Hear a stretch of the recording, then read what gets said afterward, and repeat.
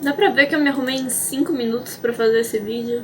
Foi rápido. Bom dia, pessoal! Meu nome é Nathalie e bem-vindos a mais um vídeo de caso criminal. No vídeo de hoje a gente vai falar sobre o caso dos irmãos Menendez. Muito obrigada, Laine Baracho, ou Baracho, eu não sei qual é o seu, como é que pronuncia o seu sobrenome, Laine Baracho? Muito obrigada por sugerir esse vídeo. Se você que está assistindo gostaria de sugerir qualquer caso para eu falar no futuro, coloca nos comentários. Eu adoro as sugestões de vocês. Vocês sempre me mandam casos que eu nunca ouvi falar antes. Os Irmãos Menendez não é um desses, ele é bem famoso. Vocês sempre me mandam casos muito interessantes. É claro, antes de começar, eu gostaria de dizer que eu não quero ofender ninguém com as coisas que eu falo nos meus vídeos de caso criminal. Eu faço esses vídeos por motivos educacionais, para que esses casos fiquem mais conhecidos e esses assuntos sejam mais discutidos. No caso de hoje, a gente vai falar sobre suicídio, sobre o uso de armas de fogo e sobre abuso sexual. É claro, também sobre assassinato. Então, se você tem algum gatilho com esse tipo de coisa, eu já estou avisando agora. Vamos começar então falando da história da família Menendez. José, eu acho que é José Menendez, nasceu em Cuba. Ele era conhecido por ser o valentão da rua na infância. E quando a Revolução Cubana começou em 1959, ele tinha 16 anos e precisou se mudar para os Estados Unidos para morar com um primo. Ele entrou na Universidade de Illinois e conheceu uma moça chamada Mary Louise Anderson, mais conhecida como Kitty, sua futura esposa. Os dois se casaram em 1963. José tinha 19 anos e a Kitty tinha 21 anos de idade. Mas eles queriam ter uma família, então eles se casaram. Eles se mudaram para Nova York, onde o José conseguiu seu diploma em contabilidade. Ele logo conseguiu um bom emprego e os colegas o descreviam como um homem ambicioso e convincente. Ele era muito bom no trabalho dele. As pessoas gostavam dele e também temiam a sua capacidade. Quase todo mundo sabia que ele poderia roubar o lugar deles. Ele era melhor do que a maioria das pessoas no trabalho que ele fazia.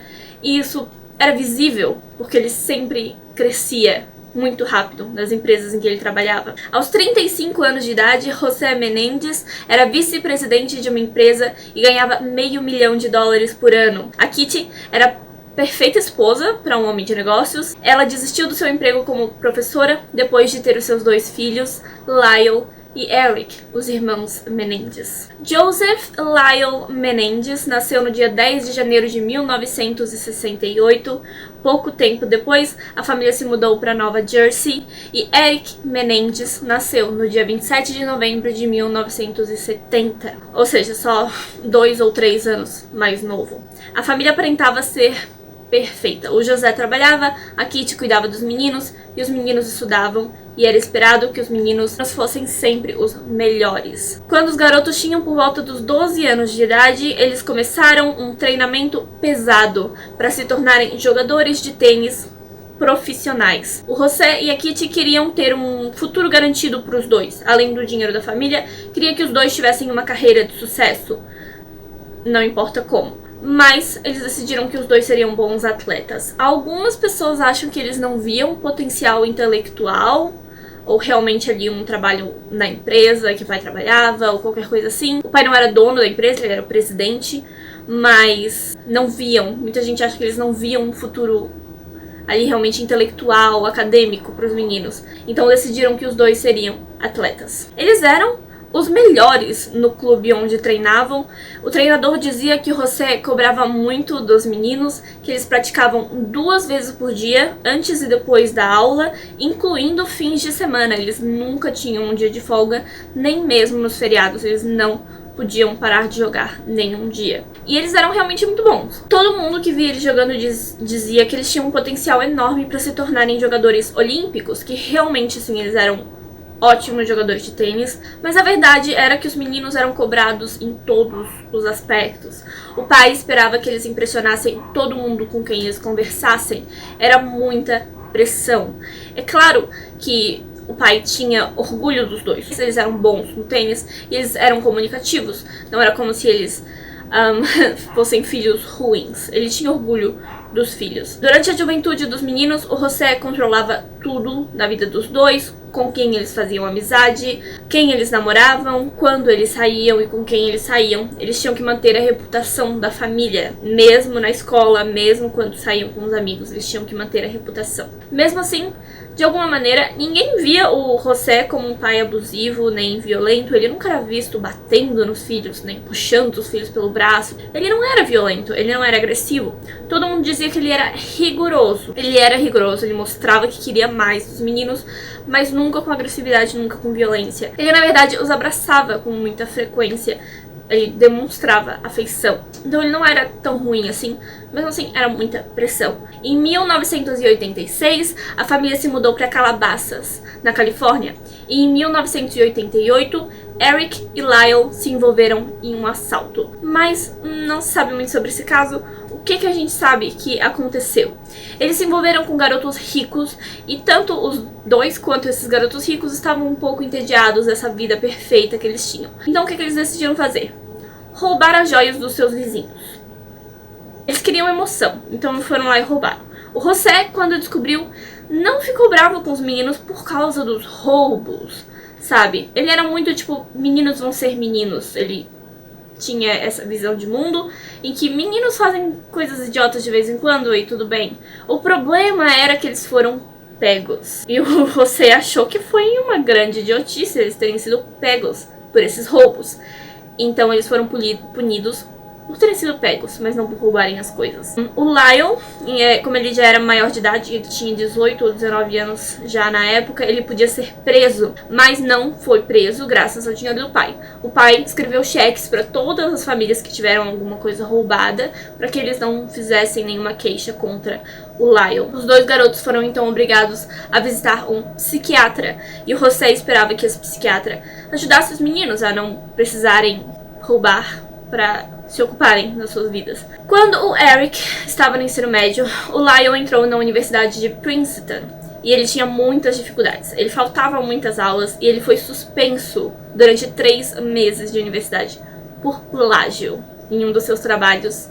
E, se eu não me engano, foi um trabalho de psicologia. Mas o pai não queria ele em casa, não queria que os vizinhos soubessem que ele não estava estudando, então pagou uma viagem pra ele e a sua noiva. Não se sabe muito sobre essa noiva. Eu só vi ela ser mencionada agora. Em nenhum outro momento, assim, eu não sei nem o nome dela. Não encontrei. Os dois viajaram pelo mundo durante 3 meses. E aí ele voltou pra universidade depois que essa suspensão passou. Mas foi só isso. No verão, ele voltou para casa e a família inteira se mudou novamente, dessa vez para Beverly Hills. Nessa época, surgiram rumores de que a Kitty estava com problemas mentais. Alguns diziam que ela tinha pensamentos suicidas e ela via um terapeuta. Esse terapeuta deu alguns depoimentos depois que todo o caso aconteceu e ele disse que ela contava ter tentado o suicídio algumas vezes. E a vida dela girava em torno desses 3 homens poderosos, mas que não davam nenhuma atenção pra ela. Ela nunca era o centro das atenções e isso se tornou uma coisa que fez ela se sentir bem mal consigo mesma, né? Ela também parecia ter uma certa fixação com o Lyle, que era o filho mais velho, e reprovava tudo que ele fazia na vida, todas as decisões dele. Era como se ela tivesse uma pequena obsessão com ele. Nessa época também haviam alguns rumores de que o José tinha casos com outras mulheres, o que afetava ainda mais a mente da Kitty, né? A saúde mental dela. Ela não queria se divorciar dele pelo status,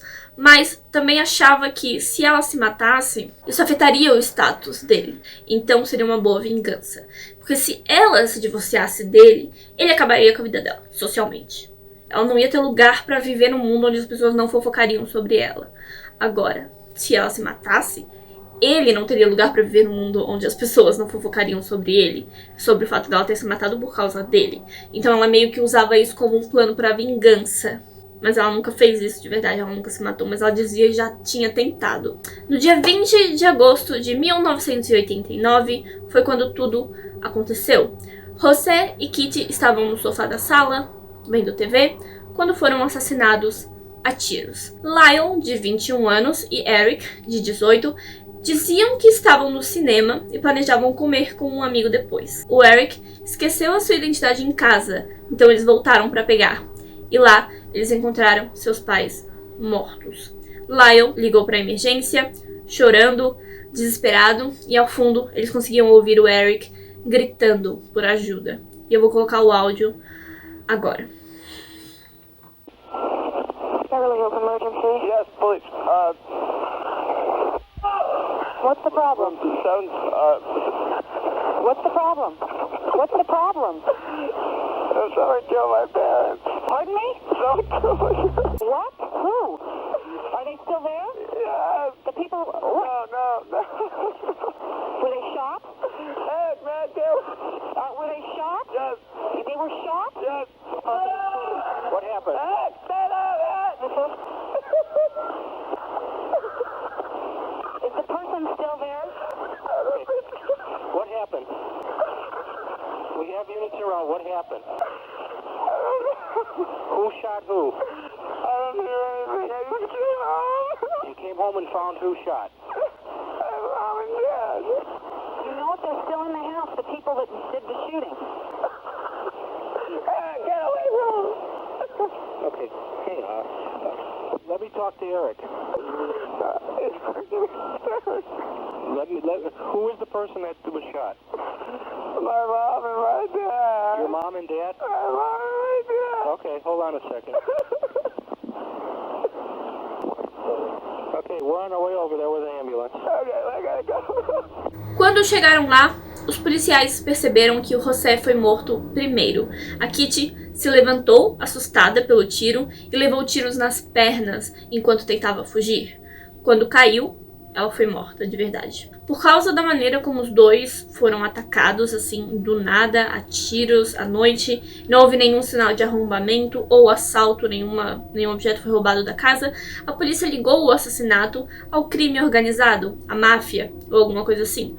Mas a família Menendez não tinha nenhuma ligação com a máfia, nem com tráfico, nem com crime organizado. Então foi complicado.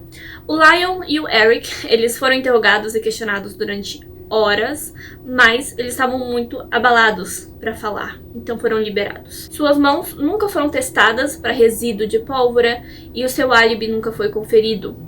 Eles também não revistaram o carro dos meninos. Se tivessem revistado o carro dos meninos ou testado as mãos para resíduo de pólvora, perceberiam que os meninos estavam sujos de pólvora e que as armas do crime estavam no porta-malas do carro deles.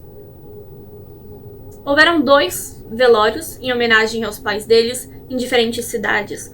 Os rapazes fizeram enormes discursos sobre como amavam seus pais, como sentiriam a falta deles, choraram com a família e aí passou. Lyle e Eric, depois da morte dos pais, tiveram acesso à fortuna da família. Eric se mudou para um apartamento e decidiu dedicar a sua vida a jogar tênis, então ele largou a faculdade. Lyle gastou milhões em compras de marca, em segurança particular, um Rolex e até um Porsche. E ele comprou uma cafeteria. A vida boa. Um dia, o Lyle voltou para a Califórnia, onde contratou um especialista em computadores para entrar no computador da mãe e deletar as versões atualizadas dos testamentos do casal, nas quais pouco dinheiro era deixado para os meninos. O José e a Kitty já haviam percebido que os 2 meninos não cuidariam bem da fortuna, eles não eram confiáveis, então eles decidiram mudar seus testamentos e tirar os meninos. Tirou uma grande porcentagem do dinheiro, não seria mais dado aos meninos. Então ele foi até o computador e pediu para esse especialista deletar essas cópias para que todo o dinheiro fosse para ele e para o irmão. Quando a polícia não tinha mais nenhuma pista, nenhum suspeito para investigar, eles decidiram que só havia uma direção a seguir: os filhos. O motivo seria, claro, dinheiro. Aparentemente, os meninos gastaram $700 mil no primeiro mês depois da morte dos pais. Na casa da família, a polícia entrevistou os irmãos, mas eles não conseguiram muita coisa. Porém, desde a época dos roubos, vocês lembram quando eles roubaram as joias dos vizinhos? Os meninos estavam vendo esse psiquiatra e eles continuavam vendo esse psiquiatra até hoje. Até hoje não, né? Até a data aí das investigações. Um dia, Eric apareceu no consultório, agitado, nervoso. Ele dizia se sentir suicida. Ele não queria conversar no consultório, então ele e o psiquiatra saíram para caminhar. Nessa caminhada, Eric confessou o assassinato dos pais. No consultório, ele descreveu ao psiquiatra que o pai era abusivo e controlador Ele e o irmão nunca alcançariam as expectativas do pai. Ele acreditava que nunca chegariam ao que o pai esperava deles. Ele disse que a princípio só queria matar o pai, mas não via uma maneira da mãe não ser uma testemunha, então ela também teve que morrer. Os meninos compraram as armas e entraram na casa naquela noite. Eric atirou no pai, Lyle atirou na mãe. No dia 2 de novembro, os dois apareceram juntos para falar mais uma vez com o psiquiatra sobre o assassinato. E essa sessão foi gravada pelo psiquiatra. Ele não podia quebrar o contrato com os garotos, as consultas eram confidenciais, mas ele viu que era necessário gravar essa confissão. Além disso, depois de um tempo, perguntaram para ele e o psiquiatra disse que ele tinha medo dos dois, que parecia que os dois poderiam matá-lo também. Naquele dia, porém, tinha uma mulher no consultório que ouviu tudo e chamou a polícia. Logo que os meninos foram embora, ela chamou a polícia. A polícia conseguiu um mandato de busca pelas gravações das consultas com o psiquiatra e no dia 8 de março de 1990, Lyle Menendez foi preso. Eric estava viajando, ele estava no torneio de tênis, mas assim que ele chegou no país 3 dias depois, ele também foi preso. Em julgamento, os meninos se declararam inocentes, mas quando as fitas puderam ser usadas como prova, é claro que eles tiveram que se declarar culpados. No dia 7 de dezembro de 1992, eles foram julgados separadamente por assassinato, mas os julgamentos ocorreram ao mesmo tempo, por ser o mesmo caso.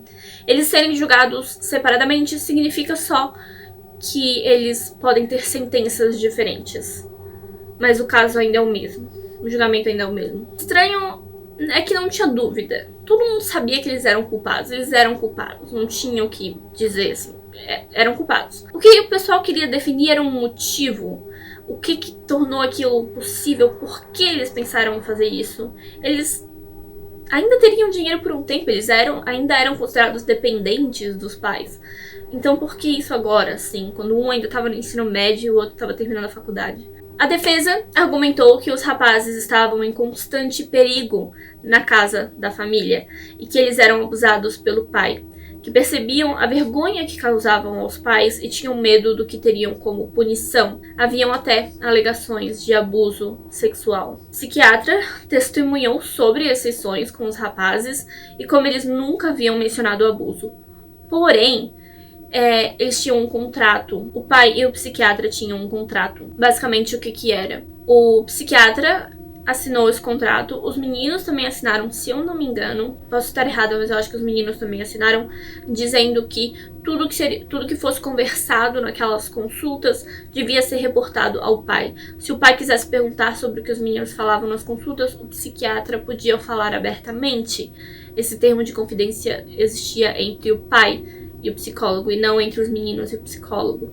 Então, os meninos tomavam cuidado sobre o que eles falavam nas consultas. Mas aí, depois que o pai morreu, não tinha por que continuar tomando cuidado. O melhor amigo do Eric também testemunhou sobre uma história escrita por ele no ensino médio.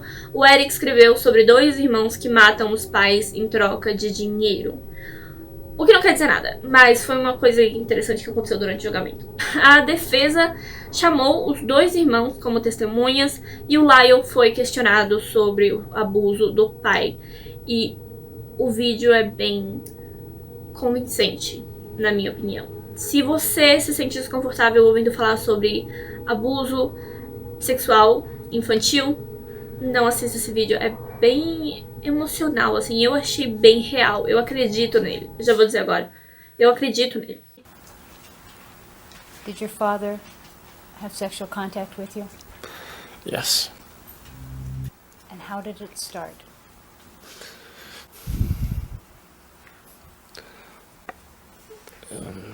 Just started with, after sports practices, he would massage me, and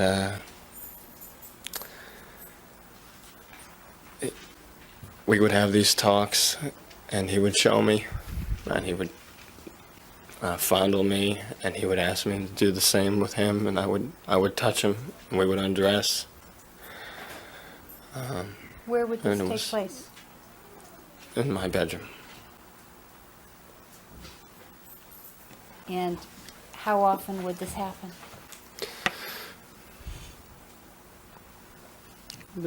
like 2 or 3 times a week. And for how long did this happen? Not too long. It began to change. When did it begin to change? I'm not sure exactly at what time, but almost close to when I was 7. And how did it change? Just became more involved. What do you mean more involved?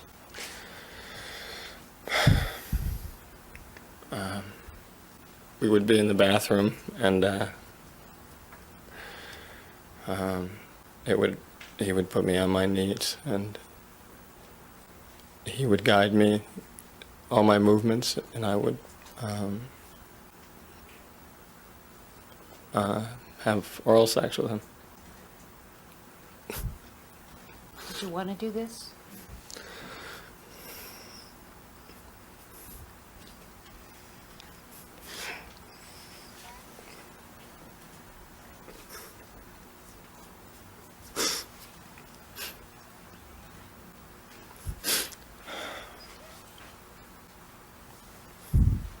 At some point, did he do some other things to you?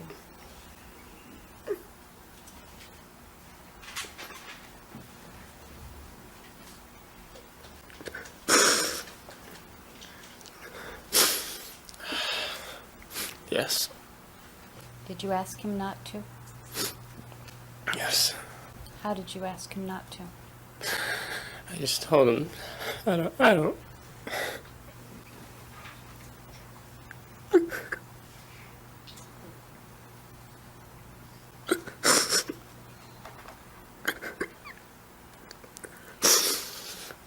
sorry.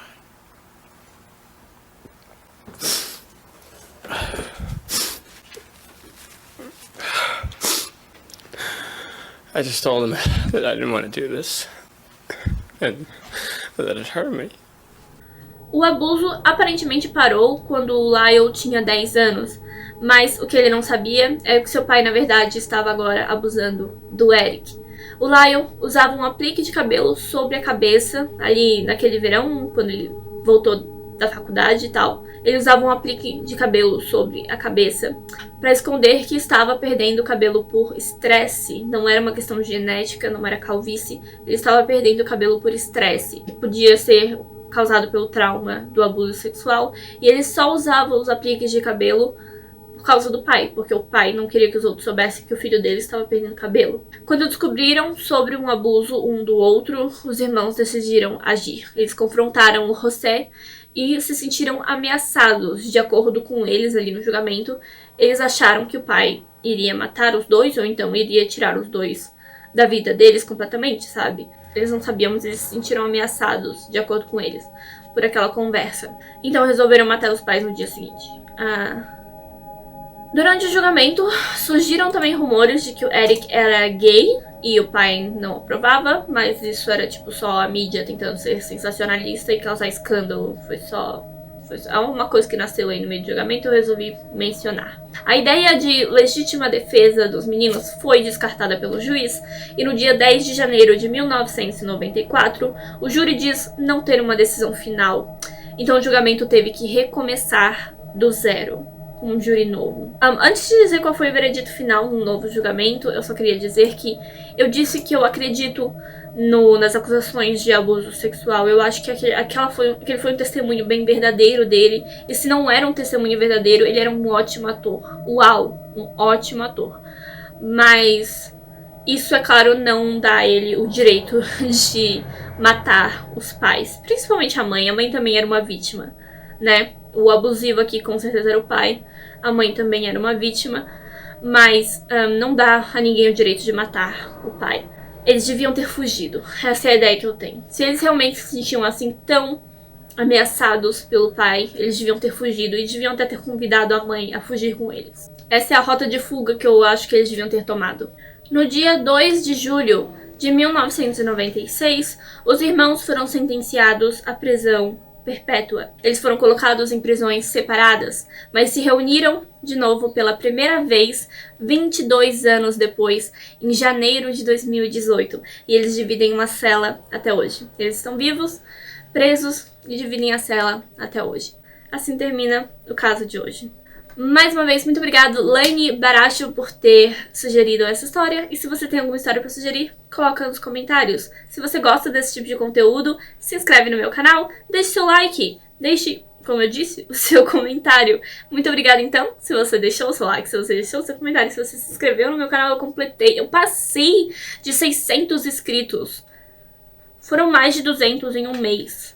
De onde vocês vieram? Eu não sei, mas eu sou muito grata. Muito obrigada por estar aqui, por me assistir e por me apoiar. Eu espero que vocês estejam aqui pro próximo vídeo, quando eu puder gravar, que eu estou realmente tendo problemas, mas eu estou conseguindo gravar, assim, esporadicamente. Muito obrigada, eu vejo vocês no próximo vídeo. Tchau!